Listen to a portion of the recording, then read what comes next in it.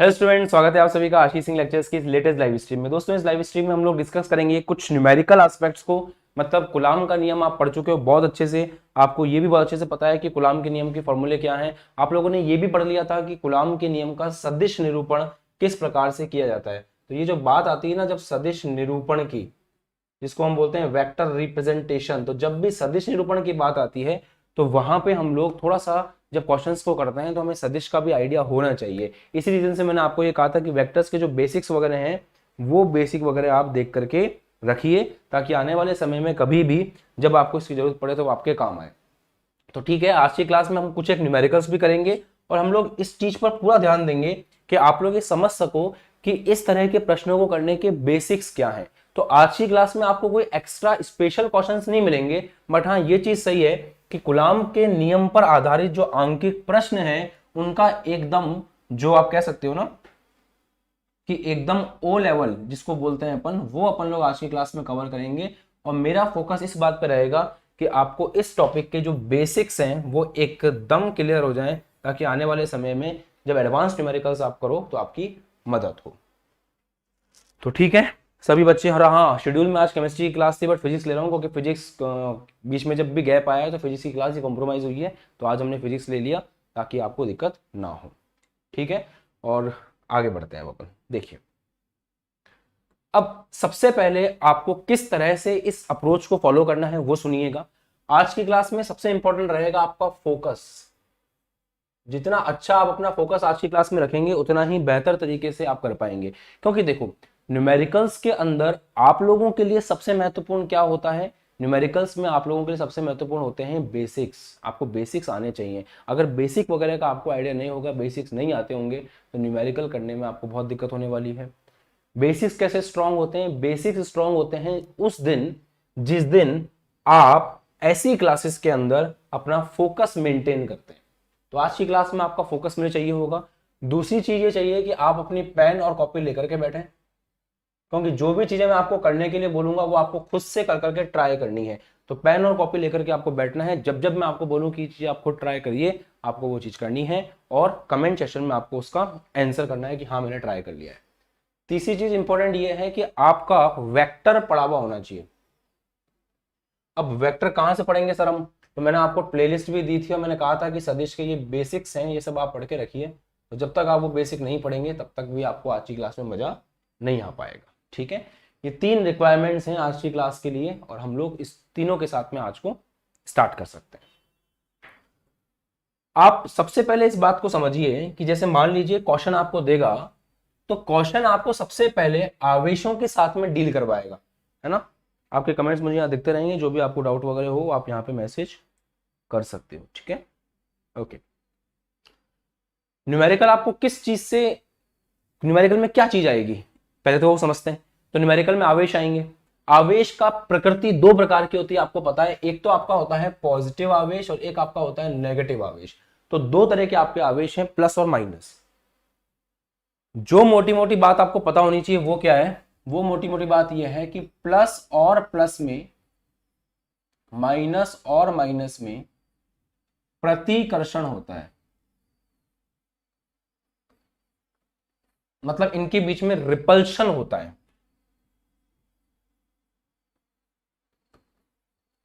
उसके बाद यह बात आपको पता होनी चाहिए कि प्लस और माइनस में आकर्षण होता है,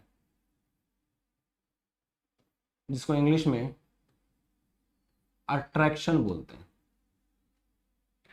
ये चीज सुनने में बहुत आसान लगती है, लगता भी है कि भाई हमें पता है, बट न्यूमेरिकल्स करते वक्त हम कभी कभी बहुत बड़ी गलती कर देते हैं। हम जब बल दिखा रहे होते हैं एक आवेश और दूसरे आवेश के ऊपर, तो हम ये बात भूल जाते हैं कि सजातीय आवेशों के अंदर प्रतिकर्षण होता है और विजातीय आवेशों के अंदर आकर्षण होता है। और अगर ये बात आप भूल जाओगे तो आप बल गलत बनाओगे। आपको हमेशा याद रखना है कि 2 प्लस प्लस या 2 माइनस माइनस एक दूसरे के ऊपर हमेशा बल इस तरह से लगाएंगे कि वो एक दूसरे को दूर करने की कोशिश करेंगे। है ना, कभी भी वो एक दूसरे के पास नहीं आ सकते। तो जब भी आप किसी एक प्लस के सामने दूसरे प्लस को देख रहे हो या किसी माइनस के सामने दूसरे माइनस को देख रहे हो, तो ये बात ध्यान रखें कि ये कभी भी एक दूसरे के पास नहीं आ सकते। तो इनके बल बनाने का तरीका कैसा होना चाहिए कि ये एक दूसरे को प्रतिकर्षित कर रहे हो, एक दूसरे से दूर जा रहे हो। इस बात को हमेशा आपको ध्यान रखना है। दूसरी बात, जब भी प्लस माइनस हो तो आप जो है आकर्षण के बारे में सोचेंगे, क्योंकि प्लस और माइनस एक दूसरे को क्या करते हैं, आकर्षित करते हैं। पहली बात आपको ये याद रखनी है। दूसरी बात जो है वो वेक्टर वाले टॉपिक से निकल करके आती है, वो आपको वेक्टर में जाकर के थोड़ा सा देखना पड़ेगा। मैं आपको यहां पर डायरेक्टली रिजल्ट बताने की कोशिश करूंगा। जैसे एक मान लो एक वेक्टर ये है और एक वेक्टर ये है, ये दो वेक्टर हैं। वेक्टर मतलब सदिश, एक सदिश ए है आपका और दूसरा सदिश बी है, और इसके बीच का एंगल थीटा है। तो क्योंकि इस चैप्टर में आप बल के बारे में बात कर रहे हो और बल अपने आप में एक सदिश राशि है जिसका सदिश निरूपण आपने आखिरी क्लास में पढ़ भी लिया था। तो जब दो सदिश एक दूसरे से थीटा कोण पर होते हैं, जब दो सदिश एक दूसरे से थीटा कोण पर होते हैं, तो यहां पे एक बात बहुत जरूरी है कि इन दोनों का जो परिणामी सदिश आता है, परिणामी सदिश मतलब इन दोनों का रिजल्टेंट बोलते हैं इसको। और परिणामी का मतलब क्या है, परिणामी का मतलब यह है कि जैसे मान लो एक दीवार है, उस दीवार को 8 मजदूरों ने बनाया 8 घंटे में, और अगर एक मजदूर आकर के उसी दीवार को अकेला 8 घंटे में बना दे, तो हम ये बोलेंगे कि पहले वाले जो 8 मजदूर थे उनकी मिलाकर के जो काम है वो अकेले एक ने कर दिया। तो इन सबका परिमाणी जो है या परिणामी जो है वो इस अकेले को माना जाएगा। ये बात समझ में आती है। तो परिणामी सदिश मतलब इन दोनों को हटा करके इनका, इन दोनों से जो प्रभाव उत्पन्न हो रहा है, अगर अकेले एक सदिश से वो प्रभाव उत्पन्न हो जाए तो उसे हम ए और बी का परिणामी कहेंगे। तो परिणामी सदिश सी जो है वो कहलाएगा। अब जो सी है उसके बारे में एक फॉर्मूला है कि सी बराबर under root a square plus b square plus 2ab cos theta. अब जिन भी बच्चों ने क्लास 11th में फॉर्मूला पढ़ा है कमेंट सेक्शन में बताओ कि हाँ सर हमने ये फॉर्मूला 11th क्लास में पढ़ा है। और जिन बच्चे पहली बार जीवन में इस फॉर्मूले को देख रहे हैं, एक बात तो तय मान के चलो कि आप लोगों की पढ़ाई बहुत कमजोर रही है और आप लोगों को बहुत ज्यादा मेहनत करने की जरूरत है। ये भी हो सकता है कि किसी बच्चे ने इस फॉर्मूले को इस रूप में देखा हो, आर बराबर under root a square plus b square plus 2ab cos theta. अगर इस रूप में देखा है तो भी कोई दिक्कत नहीं है, बट अगर कोई बच्चा पहली बार इस फॉर्मूले को देख रहा है तो इसका मतलब यह है कि उस बच्चे को बेसिक्स में बहुत मेहनत करनी पड़ेगी और बहुत ज्यादा मेहनत करने से ही वो आगे बढ़ पाएगा। ठीक है, चलो कोई बात नहीं, पहली बार देखा है किसी बच्चे ने तो कोई दिक्कत नहीं है। इस पूरे चैप्टर में न्यूमेरिकल्स के अंदर, इसलिए मैं कहता हूं ना कि जब भी हमें अंकित प्रश्न, जैसे कई बच्चे यहाँ पे मैसेज कर रहे हैं कि हमने पहली बार ही देखा है, तो याद रखें कि इसलिए मैं कहता हूं जब भी न्यूमेरिकल्स करने जा रहे हो तो आपको पता है क्यों नहीं होते न्यूमेरिकल्स, क्योंकि न्यूमेरिकल्स के बेसिक्स आपके बहुत ही कमजोर हैं।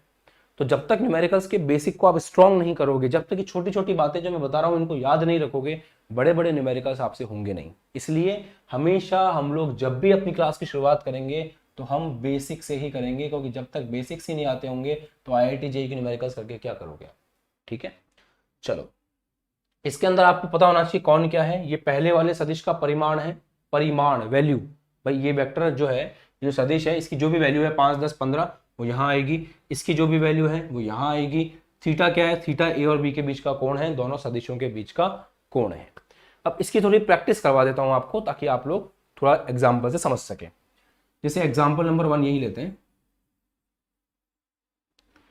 एग्जाम्पल नंबर 1 में जैसे मान लो दो सदिश हैं, एक सदिश है इधर एफ वेक्टर, इसका परिमाण भी एफ ही है, दूसरा सदिश भी इसी तरफ लग रहा है एफ। अब आपसे मैं बोलूं इन दोनों का परिमाणी बताइए, परिणामी बताइए।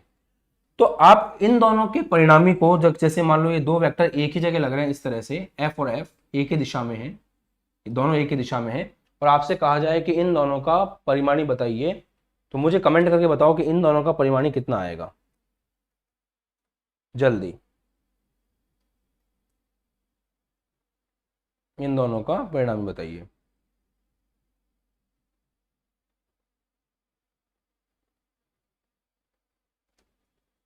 सभी बच्चे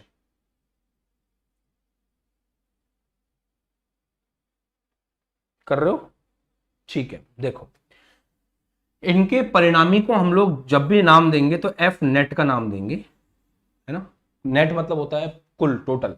तो हम इनके परिणामी को नेट का नाम देंगे, एफ नेट का। और एफ नेट को लेकर के जब फॉर्मूला लगेगा तो फॉर्मूला किस प्रकार से लगेगा, आपको इसी फॉर्मूले की प्रैक्टिस करनी है।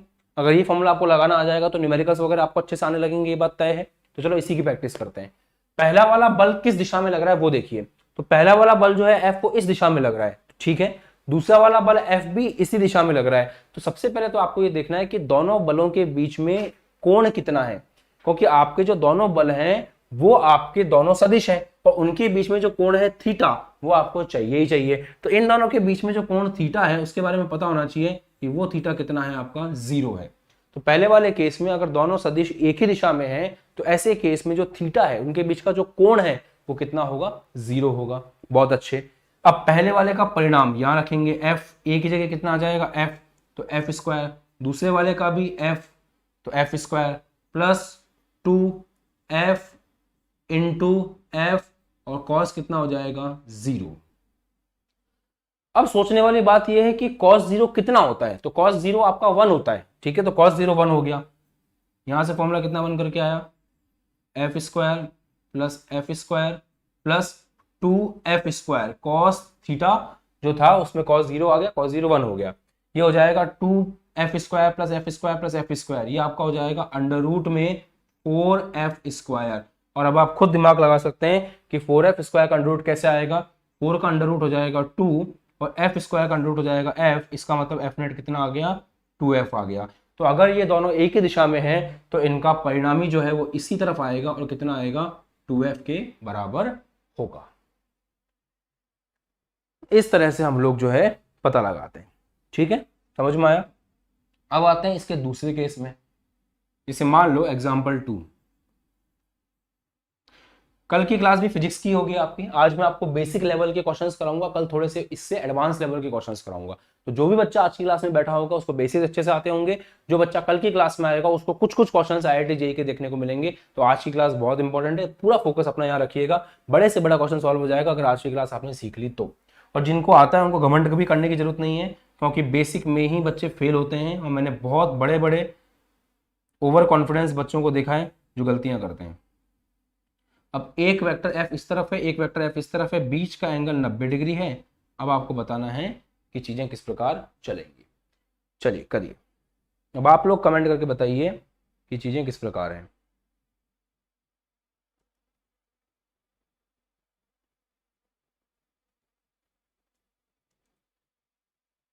करो, ठीक है। अब मुझे बताओ कि इनका जो f नेट है वो कितना आएगा, f नेट का मान कितना आएगा।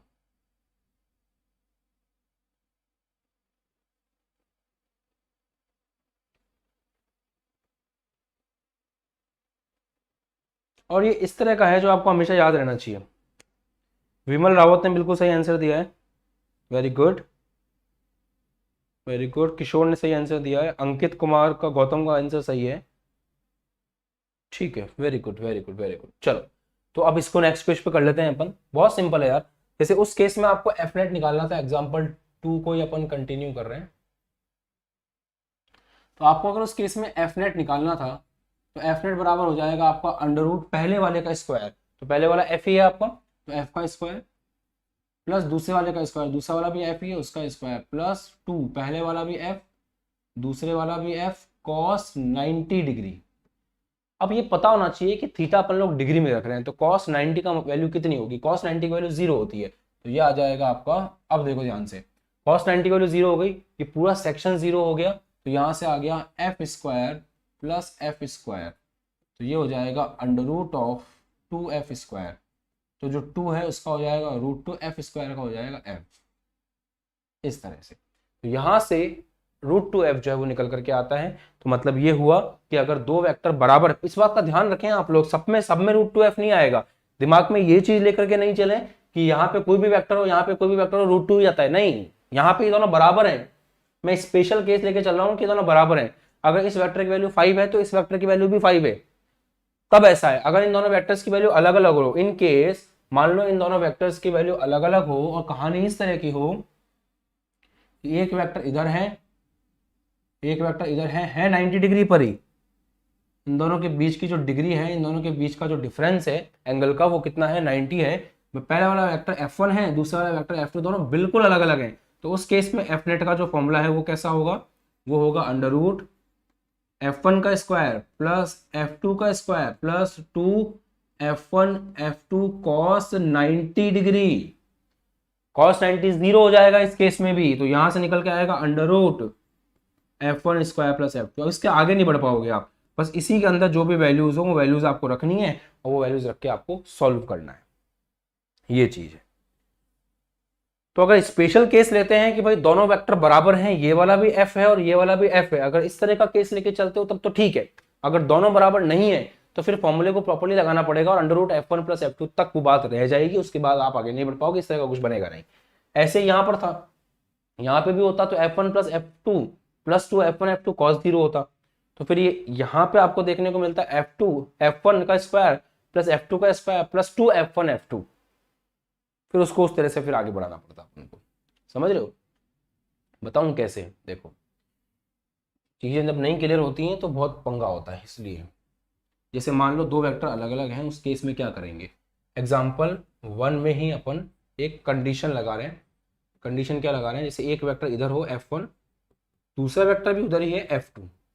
ऐसे केस में एफनेट कैसे करेंगे, क्योंकि अपन ने ये देखा कि अगर दोनों वेक्टर एक जैसे हों तो 2F हो जाता है, पर अगर एक जैसे ना हो तो क्या रहेगा। इसको करने से फॉर्मूले की प्रैक्टिस अच्छी हो जाएगी। एफनेट इज इक्वल टू कैसे निकालेंगे, देखिए सिंपल फॉर्मूला रखिए, पूरा पूरा F1 square plus F2 square plus 2 F1 F2 cos 0 degree. डरने की कोई जरूरत नहीं है, पूरा का पूरा फॉर्मूला रखना है। आ रहा है समझ में?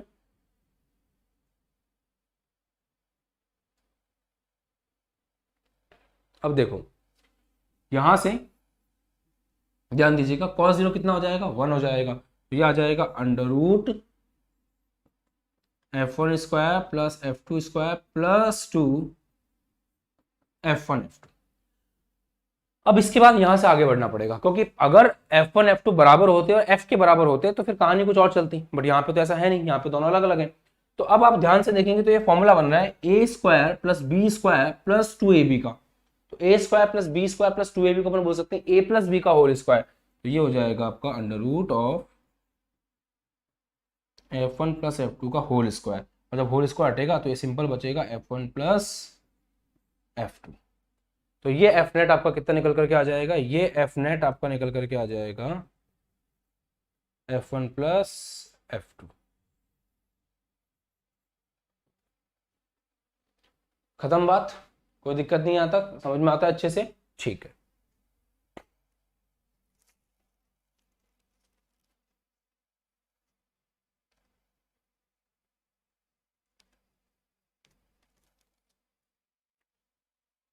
ओके,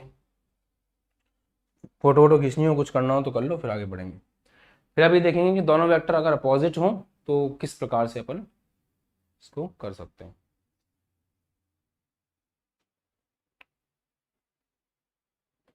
अब आते हैं अपन एग्जाम्पल 3 पे।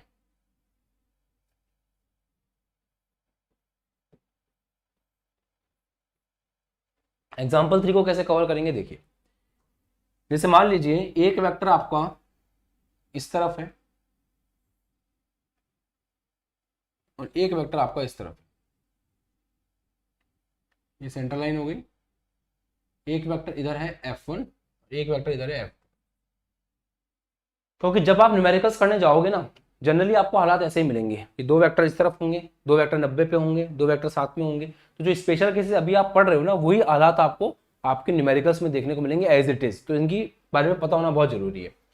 अब अगर इन दोनों के बीच में एंगल की बात की जाए तो इन दोनों के बीच में कितने डिग्री का एंगल बन रहा है, इन दोनों के बीच में 180 डिग्री का एंगल बन रहा है, ये साफ साफ दिख रहा है। अब क्या करना है अपन को, अब अपन को लेके चलना है एफ नेट का फॉर्मूला। तो एफ नेट का फॉर्मूला होगा अंडर रूट पहले वाले का स्क्वायर प्लस दूसरे वाले का square plus 2 F1 F2 cos कितना डिग्री का एंगल है, तो यहाँ पे एंगल है 180 डिग्री का, तो कॉस 180। थोड़ी बहुत मैथमेटिक्स की नॉलेज होना बहुत ज़्यादा जरूरी है आपके लिए ऐसे केसेस में कि कॉस 180 जो है उसकी वैल्यू कितनी होती है, -1 होती है।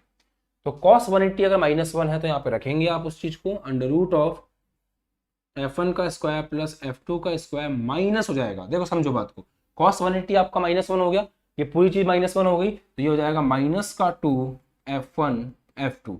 अब आप इस तरह से ध्यान दें कि f1 square plus f2 square -2 f1 f2, मतलब ये फॉर्मूला किसको रिप्रेजेंट करता है, तो ये बन गया a square plus b square minus का 2ab, तो ये यहां से बन जाता है a माइनस बी का होल स्क्वायर, मतलब f1 माइनस f2 का होल स्क्वायर। इस तरह की सिंपल आइडेंटिटी यहां पे लग सकती है, जिसमें आ जाएगा भाई f1 square plus f2 square minus का 2 f1 f2 a square plus b square minus 2ab which comes out to be a minus b का होल स्क्वायर, तो ये हो गया f1 माइनस f2 का होल स्क्वायर, अंडर रूट से square हट जाएगा और ये जनरलाइज फॉर्म में सिंपल आ जाएगा f1 माइनस f2।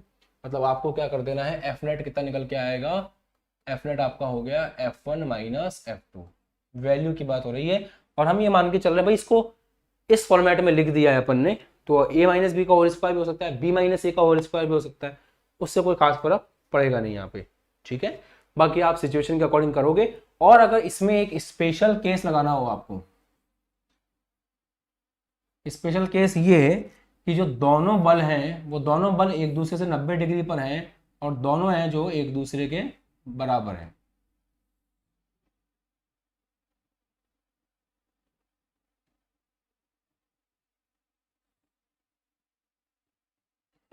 हाथ से बनाना ज़्यादा ठीक रहेगा,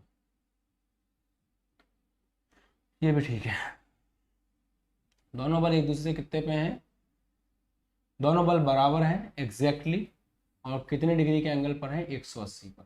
तो ऐसे केस में जब दोनों बल बराबर हैं तो आपका F1 और F2 बराबर हो गया। अगर आपका F1 F2 बराबर हो गया तो F नेट कितना आएगा, यहाँ से F नेट आ जाएगा F1 माइनस F2, मतलब F माइनस F, और वो कितना हो जाएगा 0। क्लियर, खत्म। तो अगर दोनों इस तरह से विपरीत हो तो 0 आ सकता है, ये वाली बात। आगे यहाँ तक समझ में, आगे बढ़ सकते हैं अपन, ठीक है। इसको कॉपी करो, फिर अपन चलते हैं एग्जाम्पल 4 पे, फिर अपन उस चीज पे आएंगे कि एग्जाम में क्वेश्चन कैसे आते हैं।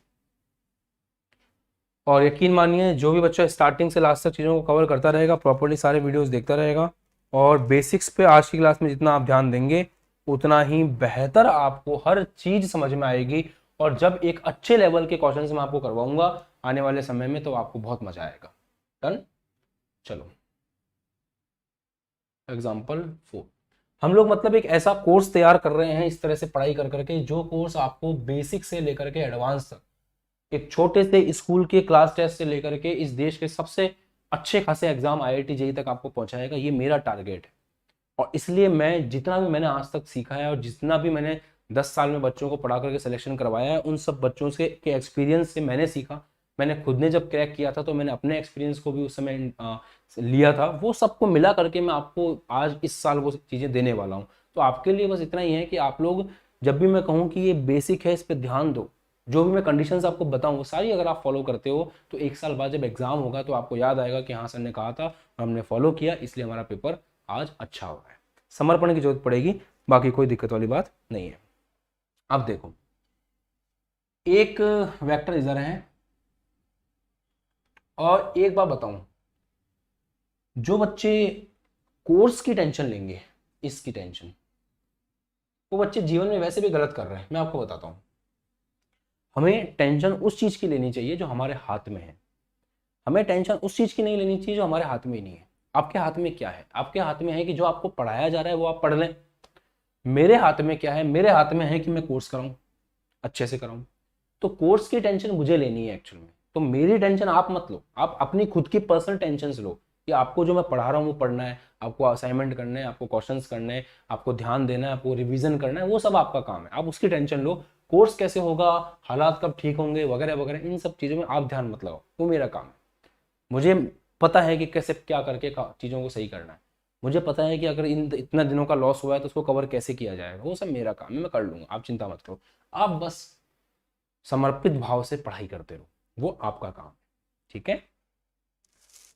चलो आगे बढ़े। ये एंगल मान लो इनके बीच में 120 है। अब 120 डिग्री का एंगल है और दोनों बल बराबर हैं, ऐसा मान लेते हैं एफ और एफ। ओके, ये केस मिल सकता है आपको। अब इसमें एफ नेट निकालते हैं। एफ नेट बराबर अंडर रूट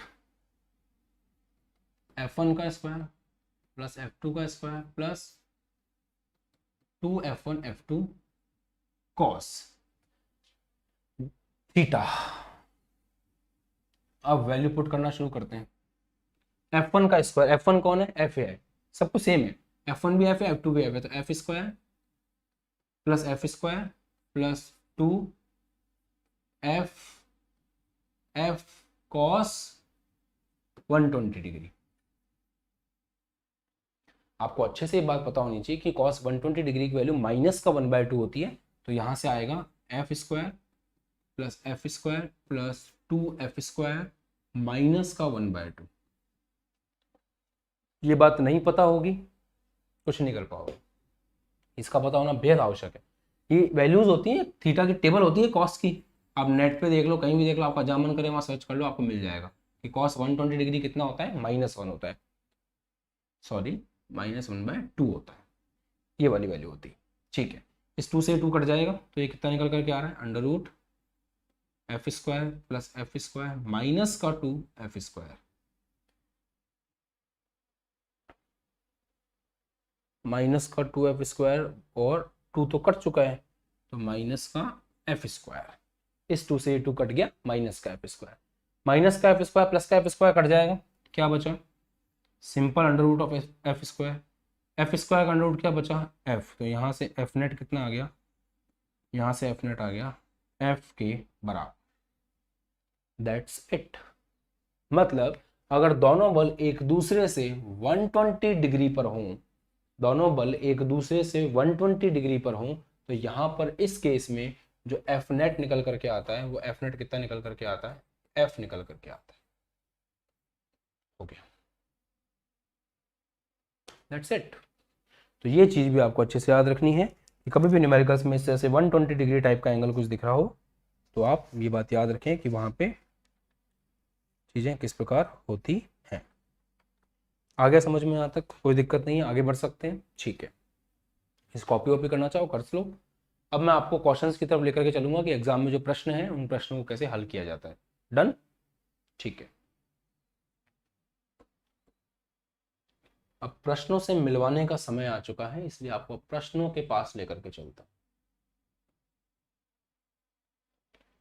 एग्जाम में जो प्रश्न आएंगे उनका क्या स्तर होगा मैं ये नहीं कह सकता, बट प्रश्नों को करने की एक सिंपल टेक्निक है, वो मैं आपको समझाता हूं। पहले जैसे मान लो एक त्रिभुज आपको दे दिया, उस त्रिभुज के 3 कोनों पे बोल दिया कि भाई यहाँ पर एक आवेश है जिसका मान Q1 है, यहाँ पर एक आवेश है जिसका मान Q2 है, यहाँ पर एक आवेश है जिसका मान Q3 है, और ये तीनों आवेश एक दूसरे के ऊपर बल लगाते हैं, प्रत्येक आवेश के ऊपर नेट बल निकालिए। तो नेट बल किस प्रकार निकाला जाएगा वो हम शुरू करते हैं, और ध्यान समझिएगा कैसे होगा। सबसे पहले तो आपको ये समझना पड़ेगा कि जो मैंने आपको स्टार्टिंग में बोल दिया था कि प्लस और प्लस में प्रतिकर्षण होता है, माइनस और माइनस में प्रतिकर्षण होता है, प्लस और माइनस में आकर्षण होता है। तो यहाँ पे 2 आवेश आपको दिख रहे हैं Q1 और Q2, दोनों के दोनों प्लस है, क्योंकि अगर किसी भी आवेश के आगे माइनस, जैसे मान लीजिए ऐसे लिखा हुआ है Q1, इसका मतलब आप इसको ऐसे लिखें या ऐसे लिखें, एक ही बात है। अगर ये माइनस होगा तो बाकायदा इसके आगे ऐसे माइनस लिखा जाएगा। तो अगर किसी भी आवेश के आगे उसका साइन नहीं लिखा हुआ है तो आप ये बोल सकते हैं कि वो माइनस ही है।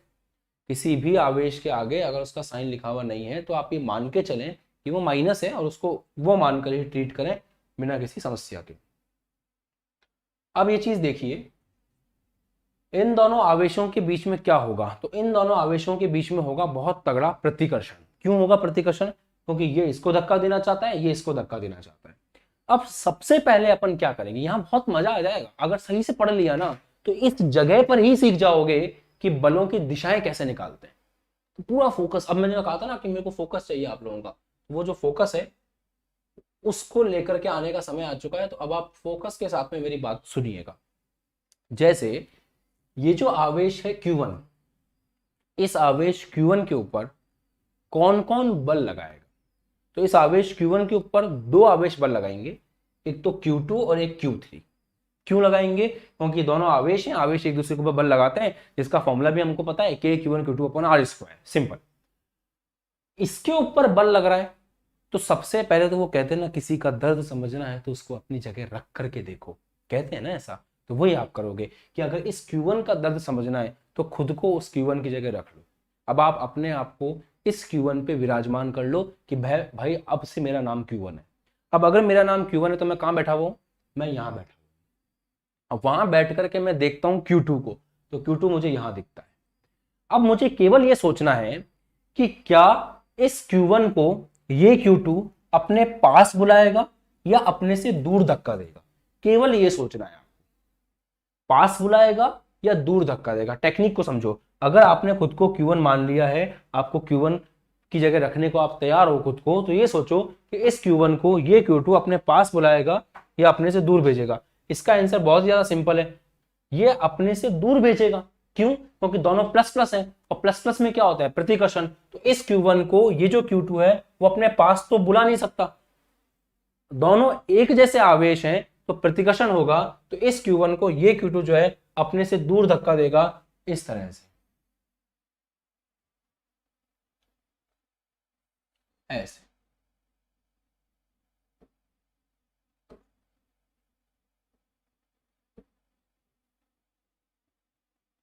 इस तरह से अपने से दूर धक्का देगा। तो ये बल कौन सा था, ये बल था F12। 12 क्यों बोलेंगे इसको, 12 इसलिए बोलेंगे क्योंकि 1 के ऊपर बल लगा है 2 के कारण। तो F12 का नाम कैसे लिखा जाएगा,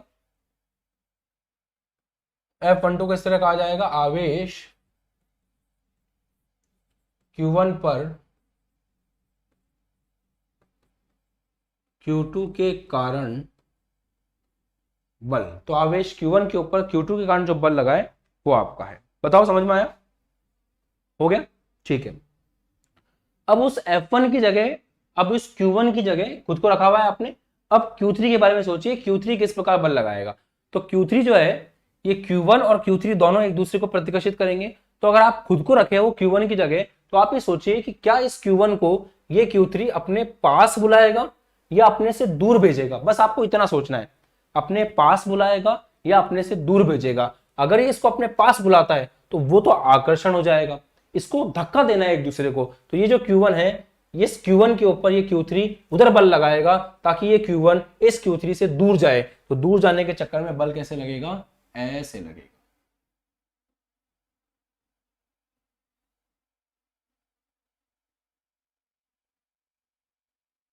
तो ये वो बल होगा जो किसके बीच में लगेगा, ये बल लगा है F13 बोलेंगे इसको। F13 क्यों बोलेंगे, F13 इसलिए बोलेंगे कि F13 का मतलब यहां पे रहेगा आवेश Q1 पर Q3 के कारण बल, ऐसे। ठीक है, समझ में आ गया। अब आप सोचो इन दोनों बलों का मान कैसे निकालोगे, बहुत सिंपल है। थोड़ा थोड़ा मैं आपको एक्स्ट्रा बताता हूं, कल परफेक्ट न्यूमेरिकल्स आएंगे आपके सामने, आप सीखोगे। F12 कैसे लिखेंगे, कौन है F12, F12 का मतलब है आवेश 1 और 2 के बीच में बल। तो आवेश 1 और 2 के बीच में बल का फॉर्मूला क्या होगा, K Q1 Q2 अपॉन इनके बीच की दूरी। मान लो ये एक समबाहु त्रिभुज है, ये दूरी भी R है, ये दूरी भी R है, ये दूरी भी R है, ये वाला एंगल भी 60 डिग्री है, ये वाला एंगल भी 60 डिग्री है और ये वाला एंगल भी 60 डिग्री है। तो ये हो जाएगा K Q1 Q2 upon R square. आप F13 को कैसे लिखोगे, तो F13 कौन है, F13 है आवेश Q1 और Q3 के बीच का बल। तो Q1 और Q3 के बीच का बल, तो इसको लिखा जाएगा K Q1 Q2 upon R square. Simple, coulomb के नियम से, कोई दिमाग लगाना ही नहीं है। और एक और चीज, ये हमने जो दिखाया है ये कंप्लीट वेक्टर दिखाया है, तो ये कंप्लीट वेक्टर आपका कहलाएगा, इसमें कोई टेंशन की बात नहीं है। अब इस वेक्टर का परिमाण कितना है, तो ये जो F12 वेक्टर है ना आपका, इस F12 वेक्टर का जो परिमाण है वो आपके सामने लिखा हुआ है ये रहा। और ये जो F13 वेक्टर उधर लिखा हुआ है, उस F13 वेक्टर का परिमाण जो है वो ये लिखा हुआ। इनके बीच का एंगल कितना होगा, ये 60 डिग्री है, तो ये भी कितना होगा, 60 डिग्री होगा। तो अब आपसे कोई बोले कि आपको इस वेक्टर का और इस वेक्टर का परिमाणी निकालना है, परिणामी निकालना है, तो उसके लिए परिणामी का फॉर्मूला लग जाएगा। फॉर्मूला क्या लगेगा, फॉर्मूला लगेगा इन दोनों का नेट। मान लो मैं इसको बोल रहा हूं F1 नेट। F1 नेट क्यों बोल रहा हूं, 1 के ऊपर लगने वाला नेट बल, तो वो कहलाएगा अंडर रूट ऑफ F13 का स्क्वायर समझो, आराम समझ में आएगा। सबसे पहले आपने क्या किया, सबसे पहले आपने ये देख लिया कि आवेश Q1 के ऊपर कौन कौन बल लगा रहा है। तो आपने ये पाया कि आवेश Q1 के ऊपर बल लगा रहा है Q2 और Q3। उस बल की दिशा आपने समझ ली कि दोनों प्लस प्लस हैं, एक दूसरे को प्रतिकर्षित कर रहे हैं, तो इस प्रकार से दिशा आ रही है। फिर आपने ये देख लिया कि भैया, और ये दोनों बल बराबर ही था आपस में। एक मिनट, यहाँ 1-3 था, सॉरी सॉरी, सबसे बड़ी गलती अपन ने कर दी, यहाँ पे F13 था। इन दोनों के बीच का बल था 1 और 3 के बीच का बल था, तो यहां आएगा Q1 Q3। बहुत सिंपल है ना भाई, Q1 और Q3 के बीच का बल है ना F13, तो दोनों आवेश आएंगे फॉर्मूले में के Q1 Q2। Q1 Q2 का मतलब क्या होता है, पहला वाला आवेश दूसरा वाला आवेश, तो पहला वाला आवेश Q1 है, दूसरा वाला Q3 है। तो जब इन दोनों के बीच का बल देख रहे होंगे तो ये दोनों आवेश वहां पे आएंगे, ठीक है। फिर आपने देख लिया कि भाई आवेशों का परिमाण कितना है, इसकी वैल्यू निकाल ली, इसकी वैल्यू निकाल ली। अब अपन को फॉर्मूला लगाना है, तो फॉर्मूला होता है पहले वाले का स्क्वायर प्लस दूसरे वाले का square plus 2 Q1 Q2 2 F1 F2, और बाद में उनके बीच का एंगल के साथ कॉस चलता है, लिखते हैं। तो F13 का स्क्वायर प्लस F12 का square plus 2F13 F12 cos 60 degree, that's it. Cos 60 degree यहां पे आपको नजर आएगा, और बस इतना आप कर लेते हो तो हो गया काम। अब उसके बाद तो आपको फॉर्मूला लगा के सॉल्व करना है, इसके अलावा दिमाग लगाना नहीं, हो जाएगा, सिंपल ही है। तो आज जो कुछ भी आपने पढ़ा वो समझ में आ गया होगा। अब आपको ये भी थोड़ा थोड़ा क्लियर होने लगा होगा कि एग्जाम के अंदर इससे संबंधित प्रश्न किस प्रकार से पूछे जाएंगे। और जब आपको ये सब चीजें क्लियर होने लगती हैं तो इसका मतलब ये है कि आप न्यूमेरिकल्स करने की दिशा में आगे बढ़ रहे हो, और जब अगली क्लास के अंदर आपको न्यूमेरिकल्स दिखेगा तो कोई दिक्कत नहीं है, ठीक है। और जिन भी बच्चों को वेक्टर वगैरह में कमजोरी है वो वापस से इस वीडियो को देखिएगा अपलोड होने के बाद में। एक प्रश्न और करते हैं अपन इस तरह का, ताकि और आपको समझ में आए। आपका होमवर्क क्या है, इसके ऊपर आपको बल बताना है, इसके ऊपर ऐसे ही बल की दिशा आपको बतानी है, इसके ऊपर भी आपको बल की दिशा बतानी है, और उसकी फोटो खींच के असाइनमेंट सेक्शन के अंदर जो एप्लीकेशन का है उसमें अपलोड करनी है। आपको असाइनमेंट मिल जाएगा, इसकी फोटो आपको अपलोड कर दी जाएगी, और आपको लिखा जाएगा कि Q2 और Q3 के ऊपर लगने वाले बलों की दिशा बताइए। ये आपको काम करना है, ये आपका आज का होमवर्क होगा, ठीक है। चलो आगे बढ़े। अब एक क्वेश्चन आपको मैं दे रहा हूं क्लास वर्क के लिए, वो करो। ये एक वर्ग मान लो, सभी भुजाओं की दूरी जो है ए, सभी भुजाएं ए हैं, इसमें एक आवेश यहाँ रखा हुआ है आपका Q1, एक आवेश यहाँ रखा हुआ है Q2, एक आवेश आपका यहाँ रखा हुआ है Q3, एक आवेश आपका यहाँ रखा हुआ है Q4। करना क्या है सुनो, बहुत सिंपल काम करना है। आवेश Q1 के ऊपर लगने वाले नेट बल के लिए जितने भी बल Q1 के ऊपर लग रहे हैं उनको आपको चिन्हित करना है। तो इस Q1 के ऊपर जितने भी बल लग रहे हैं वो आपको चिन्हित करने हैं, ये आपका क्वेश्चन है। 1 मिनट का समय आपके पास है, सॉल्व करिए इसको।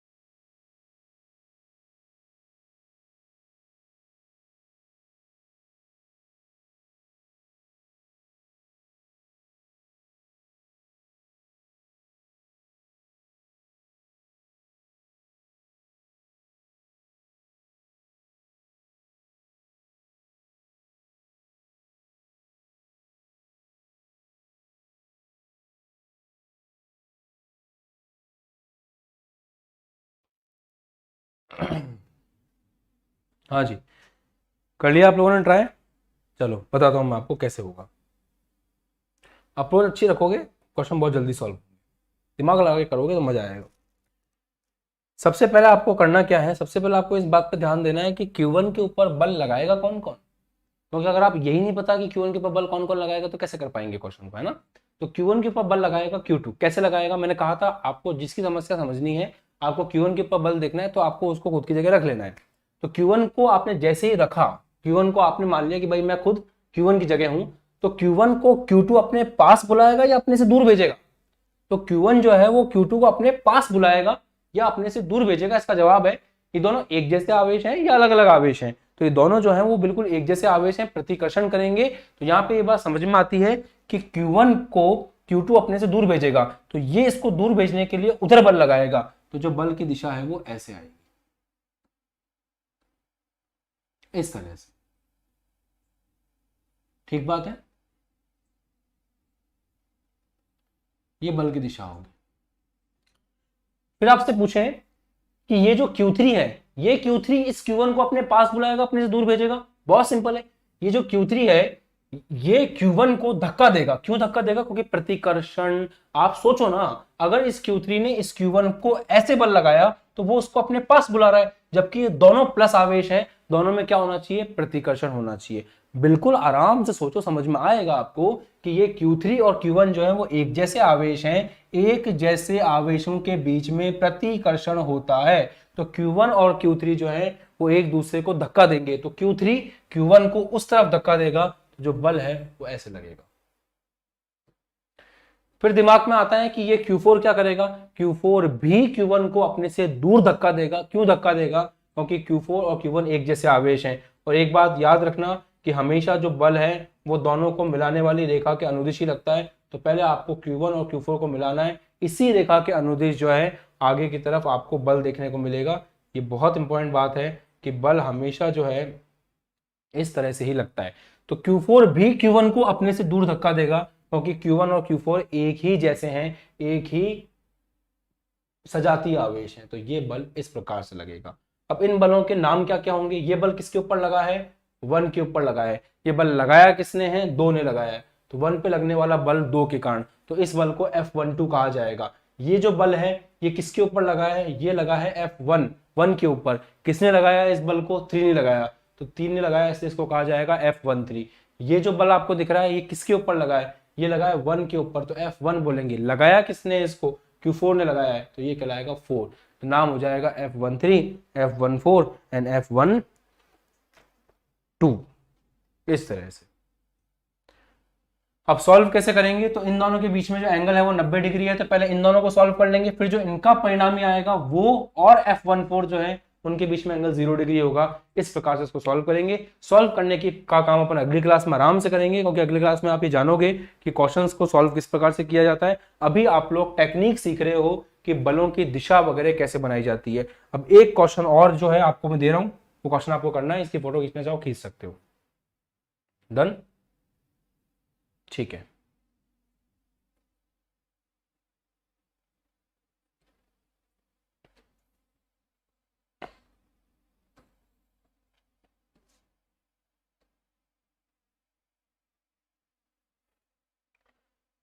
यहाँ पे एक आवेश रखा हुआ है Q1, यहाँ पे एक आवेश रखा हुआ है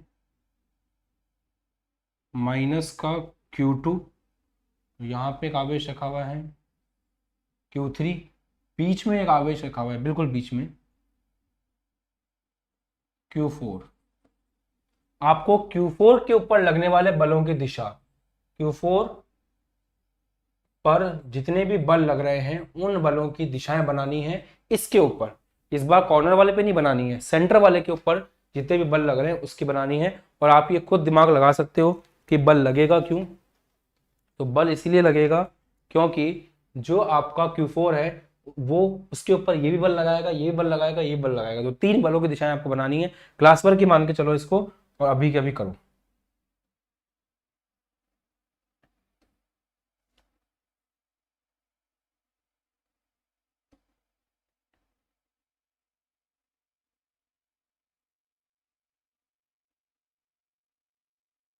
इनको मिलाने वाली रेखा आपको चाहिए ही चाहिए, क्योंकि बिना मिलाने वाली रेखा के बिना आप बल नहीं दिखा सकते।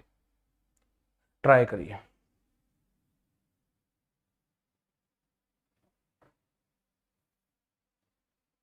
देगा और ध्यान रखिएगा कि प्लस और प्लस प्रतिकर्षण करते हैं और प्लस और माइनस आकर्षण करते हैं, इस बात को याद रखना है।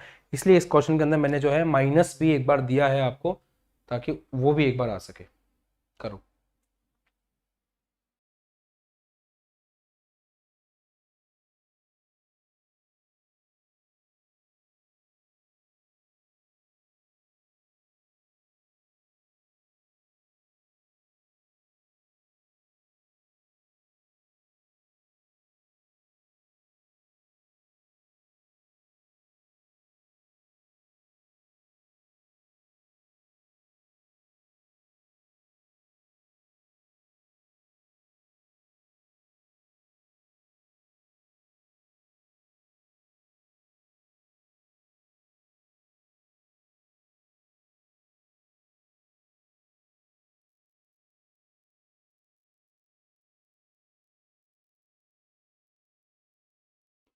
ओके चलो चेक करते हैं। देखो बहुत आसान है ना, अब तो आपको आ गया होगा। Q4 की जगह रख लो, Q4 की जगह खुद को रख लो और सोचो उसके बारे में, समझ जाओ। बहुत आसान है। ये जो Q4 है, इस Q4 को ये Q1 अपने पास बुलाएगा, अपने से दूर धक्का देगा। सिंपल सी बात है। Q4 भी प्लस है, Q1 भी प्लस है, तो ये Q4 को वो अपने पास नहीं बुलाएगा, अपने से दूर धक्का देगा। तो Q4 के ऊपर Q1 के कारण जो बल है वो ऐसे लगेगा। फिर आपसे कोई पूछे इधर क्या सीन है, ये जो Q4 है ये भी प्लस है और ये भी प्लस है, तो Q3 जो है वो Q4 को अपने से दूर धक्का देगा और बल ऐसे लगेगा। Q4 जो है और Q2 जो है वो प्लस माइनस है, प्रतिकर्षण नहीं होगा, आकर्षण होगा। तो ये Q4 को ये अपने पास बुलाएगा, तुम मेरे पास आओ। पास आने के लिए बल इस प्रकार से लगाएगा। अब वो बच्चे कमेंट करके बताओ जिन्होंने ऐसा ही बनाया था और उनको अब आ गया है और इसी तरह का बना था, बिल्कुल सेम। बताओ। अब करके देखा करो ना, जैसे Q4 Q3 अगर आपने बल ऐसे लगा दिया, मतलब Q4 Q3 के पास जा रहा है, तो Q4 Q3 के पास तो नहीं जाना चाहिए, इसीलिए उल्टा लगेगा ऐसे। नाम देखिए इसका, बल 4 के ऊपर 1 के कारण, बल 4 के ऊपर 2 के कारण, बल 4 के ऊपर 3 के कारण। ओके ठीक है। जिन भी बच्चों ने इस तरह का किया था वो लोग तैयार हैं, उनके बेसिक्स इस टॉपिक को लेकर के बनने शुरू हो गए हैं। और अगली क्लास के अंदर जब क्वेश्चंस मिलेंगे आपको, बाकायदा पर्टिकुलर क्वेश्चंस मिलेंगे, तो आपको अच्छा समझ में आएगा। ये हर उस बच्चे के साथ इस वीडियो को शेयर कीजिएगा जिसको बेसिक्स नहीं आते हैं, जिसको नहीं पता है बल की दिशाएं कैसे क्या हैं, क्योंकि जितनी मदद आप लोगों की करोगे उतना ही बेहतर रहेगा। तो आप इसको पढ़िए और लोगों के साथ में शेयर कीजिए, ताकि और भी बच्चे जो हैं इसका लाभ ले सकें। अगली क्लास में हम लोग इसके कुछ क्वेश्चंस करेंगे, ताकि आपको एज इट इज एग्जाम में प्रश्न किस प्रकार के आते हैं वो पता चले और आप एग्जाम में अच्छे नंबर लेकर के आ सको। तो कल भी फिजिक्स की क्लास रहेगी, क्योंकि शेड्यूल में फिजिक्स ही है। तो कल हम इसके न्यूमेरिकल्स को कंटिन्यू करेंगे, ताकि चीज़ें आपको अच्छी लगी तो बढ़िया है और आप इसको एंजॉय करोगे। जितने भी बच्चे इस क्लास को देख रहे हैं सभी के सभी लाइक करेंगे, शेयर करेंगे, ताकि ज़्यादा से ज़्यादा बच्चों के पास में ये नॉलेज पहुंच सके। बाय बाय, जय हिंद, टेक केयर, खुद का ध्यान रखिएगा। अभी तक भी अपना बैच ज्वाइन नहीं किया तो नीचे व्हाट्सएप नंबर पर मैसेज कीजिए और बैच को ज्वाइन कर लीजिए। बाय बाय, जय हिंद।